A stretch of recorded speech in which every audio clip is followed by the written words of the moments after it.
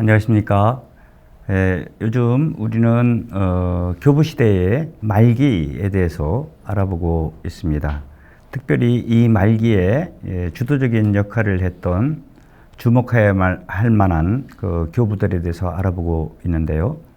이번 시간에는 증거자 막시무스에 대해서 알아보고자 합니다. 막시무스는 580년경 팔레스티나에서 태어납니다. 사마리아인 아버지와 페르시아 출신의 어머니 사이에서 태어나고 아주 이른 나이부터 이제 수도 생활을 접하게 됩니다.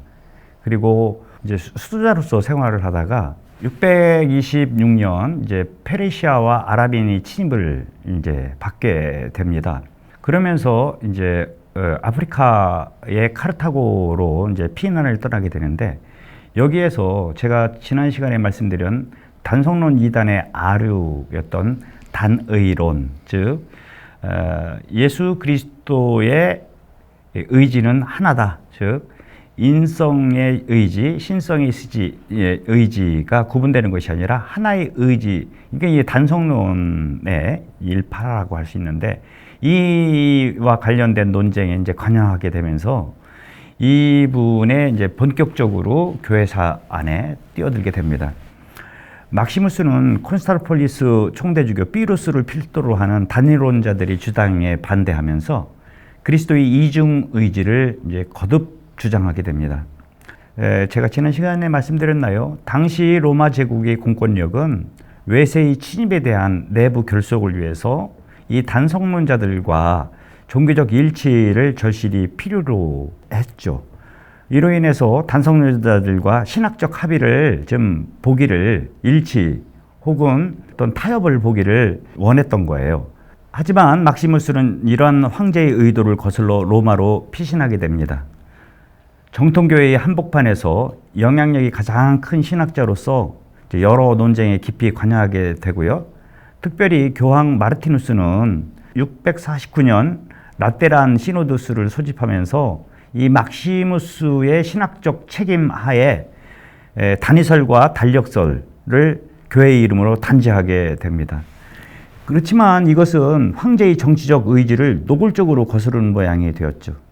이에 황제 콘스탄스 2세는 제국이 종교 정치적 차원에서 이 마르티누스와 막시무스를 체포하고 그들을 유배에 보내게 됩니다.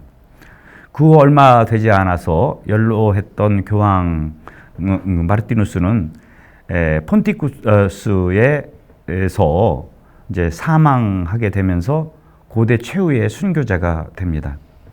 막시무스의 경우는 이제 새로운 소송 과정을 거쳐서 혹독한 채찍형을 당하게 되고, 그와 함께 이거를 페르시아 형벌이라고 하거든요.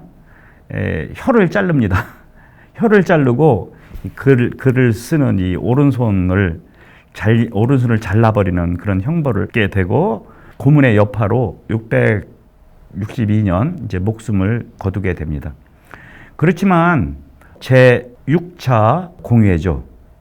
제3차 콘스탄티노플 공의회 680년, 681년에 이렇게 이어진 이 공의회를 통해 가지고 막시무스의 신학은 복권되고, 오히려 교회 전통 그때부터 이가 신앙을 증거했다. 라틴 말로 이건 confessor이라고 하거든요. 번역하면 신앙 고백했다, 혹은 신앙을 증거했다라고 해서 별명으로 고백자 혹은 증거자 막시무스라고 하면서 교회 전례록으로 8월 13일 성인 기념을 하고 있습니다. 이분이 쓴 작품들은 크게 한 3가지 종류로 나눌 수가 있는데, 우선 제일 먼저 중요한 것은 영성에 관한 작품이에요. 모든 시대에 있어서 가장 훌륭한 수덕 신비문헌 중에 하나라고 교부학에서 평가되는 그의 수덕서, 그리고 사랑에 관한 단상이 있습니다. 이 책은 위 디오니시우스의 그 저서들과 함께 중세 이래 그리스도교 영성에 있어서 매우 중요한, 특별히 가톨릭적 신비 사상에 굉장히 중요한 책이라고 이야기를 할 수 있겠습니다.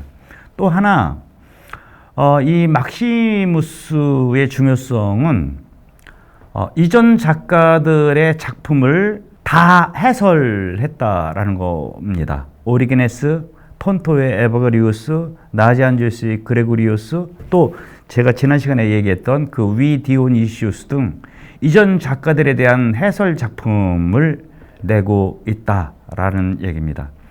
그리고 끝으로 교의 신학과 연결지어서 제가 말씀드렸죠. 단의론에 대한 저항을 했다고 했는데 이에 관한 많은 논쟁서들이 있습니다. 신학적 논쟁적 소고집이라는 이 제호 아래 쓰여진 대표작이라고 할 수 있겠습니다. 근자에 이 막시무스 사상에 대한 연구가 활발히 진행 중입니다. 그의 신학이 자기 이전 시대의 위대한 선배들, 즉 고대 교부 시대에 괄목할 만한 종합자라고 현대 교부학에서는 막시무스를 평가하고 있습니다. 오리게네스, 에바그리우스, 디오니시우스 등 이 사람들의 신학적 영감을 퍼올릴 뿐만 아니라 그들의 약점 내지 불균형을 교정하거나 보충하면서 가톨릭 신비주의, 가톨릭 신학을 종합했다라고 볼 수 있겠습니다. 단의론 혹은 단력설에 이제 강력히 반대했던 이 막시무스에게 있어서 의지, 행동의 능력, 힘, 에네르기야 이것이 이제 본성의 양상들이지 이것들이 위격은 아니다라는 이야기를 하게 되고 이러한 그의 그 신학적 사상이 680년 제6차 보편공의회에서 그대로 받아들이게 되면서 고대 말기의 정통 신학자로서 교회는 그를 추앙하고 있습니다. 다음으로 이제 서방으로 좀 눈을 돌려볼까 합니다. 현대 교부학에서 맨 마지막 서방의 이제 교부라고 이제 여기는 세비야의 성 이시도로스입니다. 스페인 사람들에게 굉장히 유명한 성이죠. 이시도로스 성인은 세비야에서 태어났고 그의 형은 아까 말씀드렸던 대그레고리우스 교황과 친분이 있었던 이 동네의 주교였습니다. 이름은 레안드로스인데 그 형의 보살핌 속에서 이제 양성이 됩니다. 그 형의 그 정통신학의 그늘 아래서 양성되죠. 그는 수도승이 되려는 목적은 아니었지만 수도원에서 체계적인 이제 교육을 받게 됩니다. 그리고 형이 죽게 되면서 형이 자리를 이어받으면서 이제 세비야의 주교가 되게 됩니다. 이 당시 스페인은 서고토족이 이제 지배하고 있을 때예요. 이 이시도로스 성인은 서고토족 왕실과 아주 친밀한 관계를 유지하는 가운데 정통신앙을 그들의 우산 속에서 이제 스페인에서 잘 지킬 수 있게 한 그런 교부라고 교회 학자라고 이야기를 할 수 있겠습니다. 성 이시도로스의 중요성은 그가 남긴 작품들입니다. 이 작품들은 중세 시대에 거의 교과서처럼 사용됐던 책입니다. 이가 남긴 그 책들의 특징은 아주 폭넓은 지식에 있습니다. 백과사전적 특성이라고 이야기를 할 수 있겠어요. 하여튼 그 수많은 정보들을 종합 정리했다라고 볼 수 있습니다. 토마스 아퀴나스가 쓴 책 중에서 가장 중요한 게 그 숨마 테올로지카, 신학 대전이라고 불리죠. 그 숨마, 종합한다, 정리한다, 뭐 이런 뜻이거든요.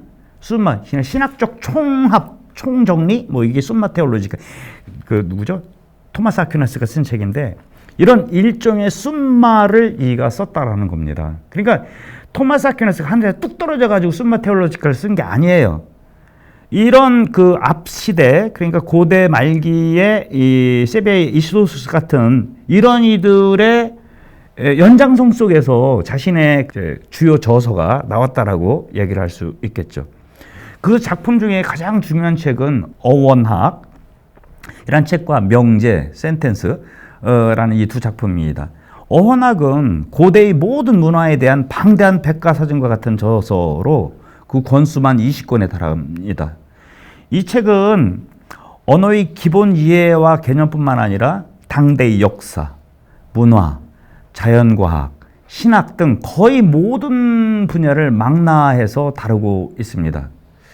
물론 이 작품은 이시도로스가 다 끝내지는 못하고 마지막 마무리는 이제 제자 브라울리우스에 의해서 이제 출간되게 됩니다.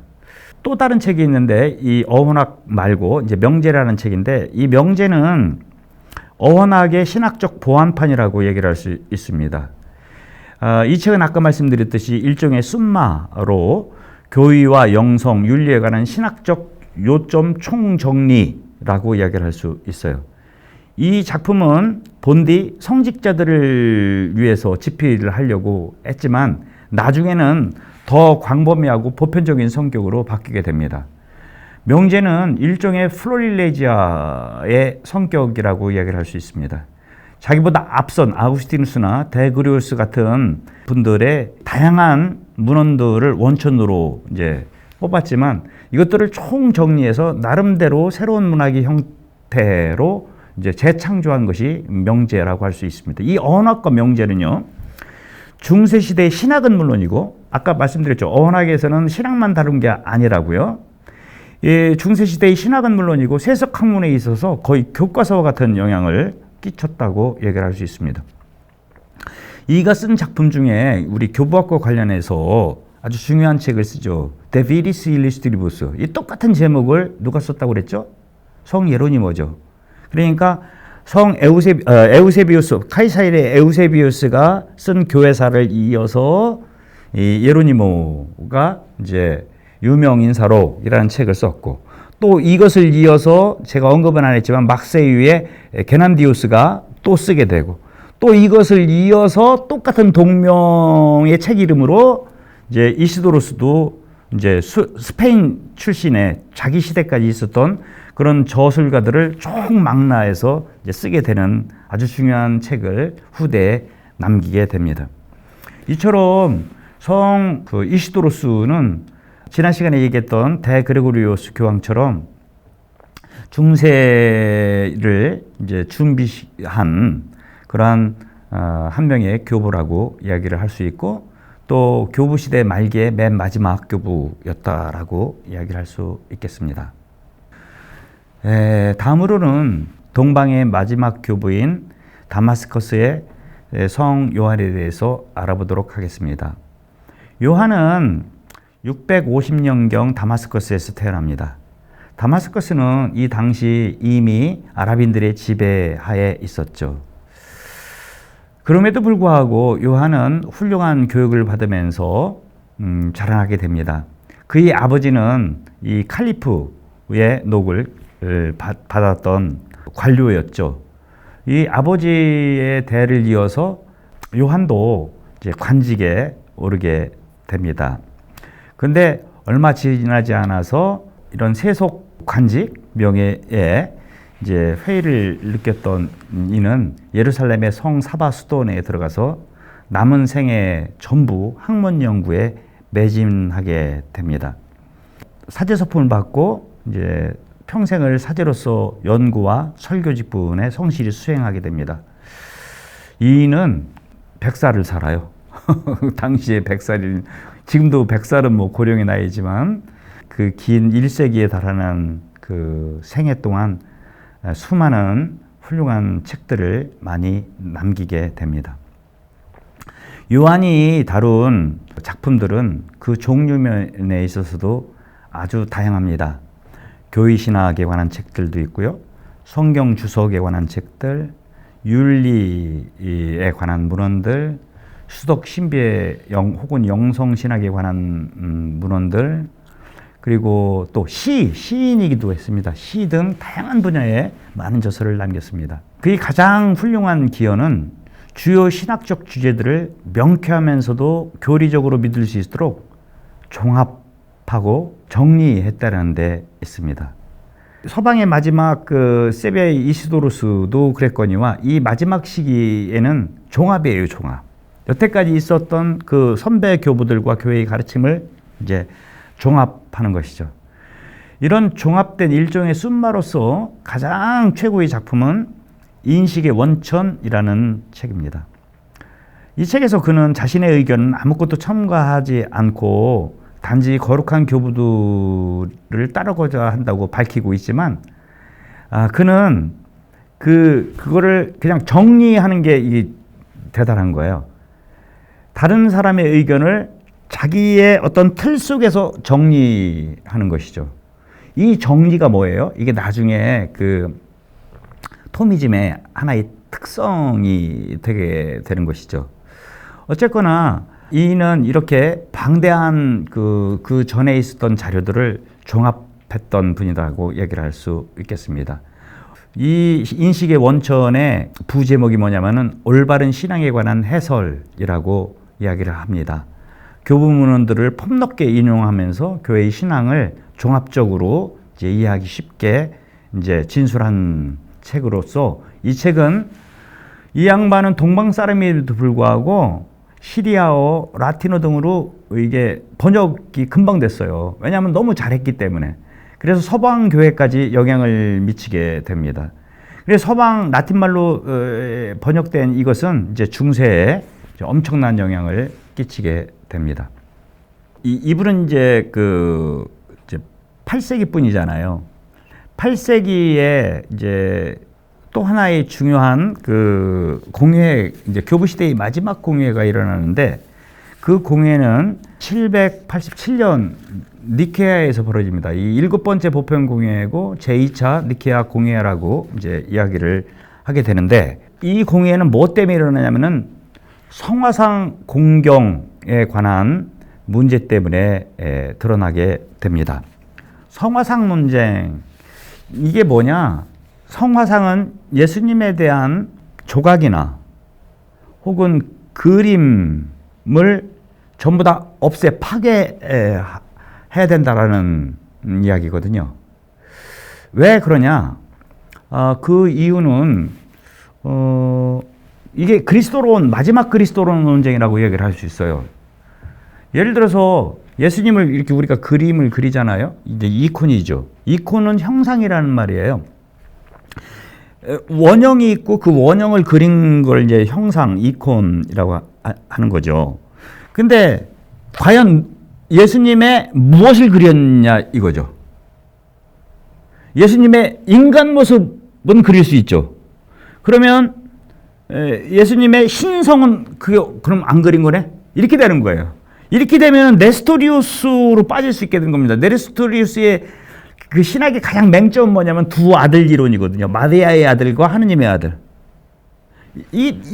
그러니까 이게 성화상 그려서는 안 된다. 파괴해야 된다. 이렇게 이야기를 하는 거거든요. 또 하나는 10분 양보해가지고 신성과 인성이 결합된 완전한 그리스도를 그릴 수 있다 하더라도 그것은 필히 두 본성이 혼재한, 컨퓨전 된 거죠. 혹은 블렌디드 된 거죠. 이런 단성론에 기울 수밖에 없다. 그렇기 때문에 이것을 없애야 된다.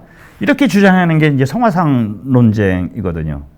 그런데 다마스커스 요한은 이 성화상 파괴 논쟁에 있어서 이 성화상을 파괴해서는 안 된다. 공경해야 된다는 신학적 근거를 가장 잘 제시한 신학자였다라고 얘기를 할 수 있습니다. 거룩한 형상에 관한 변론, 여기서 형상은 이콘입니다. 이콘. 내가 한국말로 그냥 형상이라고 번역했는데 거룩한.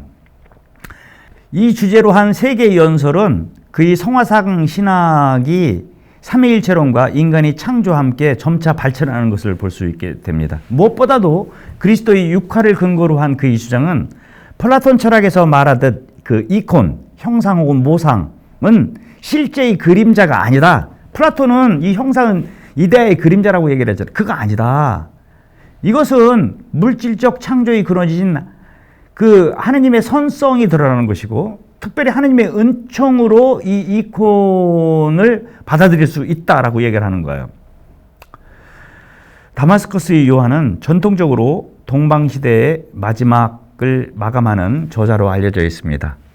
교부시대와 중세기의 연결고리요. 또 뿐만 아니고 동방과 서방이 만나는 지점이라고 많은 후대의 교부신학자들은 이 다마스커스 요한을 그렇게 이야기하고 있습니다.